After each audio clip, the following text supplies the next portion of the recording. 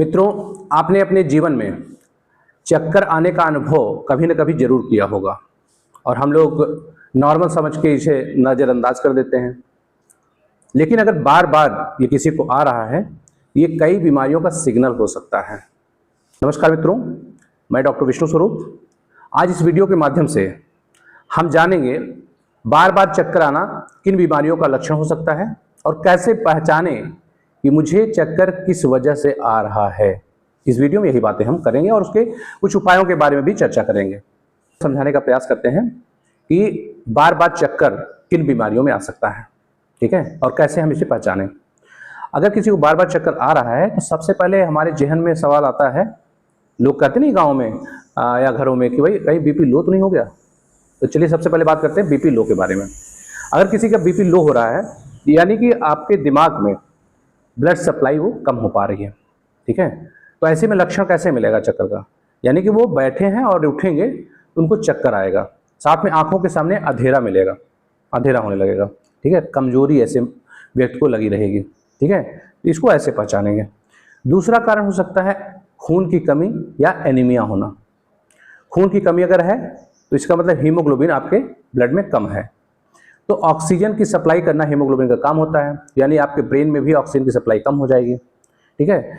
तो ऐसे मरीजों को क्या होगा, चक्कर आएगा, साथ में क्या मिलेगा, थकान बहुत महसूस होगी और जब वो चलेंगे तो उनको सांस चलने लगेगी, ठीक है। तो ऐसे इसको हम पहचानने का प्रयास करेंगे, ठीक है। तीसरा कारण हो सकता है कान से संबंधित दिक्कतें, ईयर प्रॉब्लम।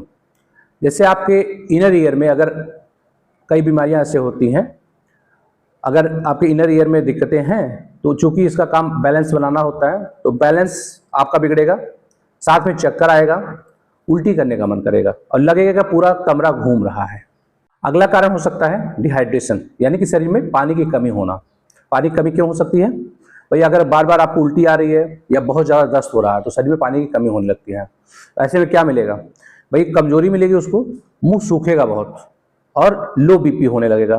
तो लो बीपी के लक्षण वही मिलेंगे जैसे कमजोरी, साथ साथ में चक्कर आना और आंखों के सामने अंधेरा छा जाना, ठीक है, ये चीजें मिलेंगी, ठीक है। अगला कारण हो सकता है लो शुगर।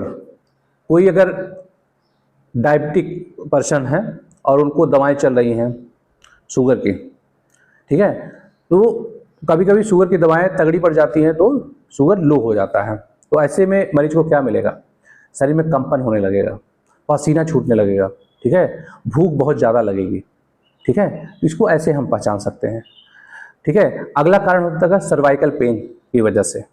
किसी को सर्वाइकल की दिक्कत है तो उसमें क्या लक्षण मिलेंगे, चक्कर तो आएगा, चक्कर के साथ साथ में क्या होगा, गर्दन में दर्द होना और शोल्डर में या गर्दन में जकड़न सा महसूस होना, साथ साथ में चक्कर आना, ये लक्षण मिल सकते हैं। कारण हो सकता है ब्रेन स्ट्रोक या न्यूरोलॉजिकल प्रॉब्लम होना। अगर किसी को ब्रेन स्ट्रोक है उसको बोलने में दिक्कत होगी, जिस पार्ट की दिक्कत होगी उसमें कमजोरी दिखाई देगी, ठीक है, और विजन में प्रॉब्लम आ गई, देख नहीं पाएगा, देखने में दिक्कत होगी, ठीक है, और साथ में बैलेंस के साथ में गड़बड़ी के साथ साथ चक्कर आना शुरू हो जाएगा। अगला कारण हो सकता है बीपी बढ़ना। अगर किसी का बीपी बढ़ रहा है तो जो दिमाग की नसें होती हैं यानी कि आर्टरी जो होती हैं उसमें प्रेशर ज़्यादा पड़ता है। तो हमारे दिमाग का जो बैलेंस वाला सेंटर होता है, ठीक है, तो वहाँ की जो ब्लड वेसल्स होती हैं उस पर प्रेशर जब ज़्यादा पड़ता है तो उस पर असर पड़ने लगता है, तो जिससे भी चक्कर आ सकता है।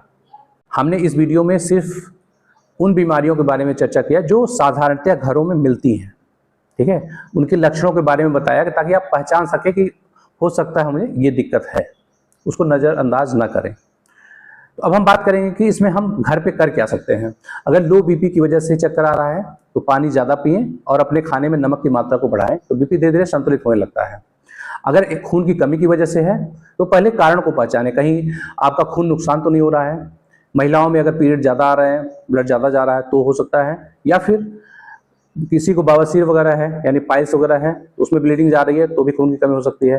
तो ऐसे केसेस में पहले कारण को पहचानने के बाद उसका इलाज करना है, साथ में आयरन का सप्लीमेंट देना है, ठीक है। ज़्यादा कमी है तो ब्लड ट्रांसफ्यूजन की भी जरूरत पड़ जाती है, ठीक है। अगर ईयर प्रॉब्लम की वजह से है तो ईएनटी सर्जन से सलाह लेने के बाद ही किसी दवा का सेवन करें।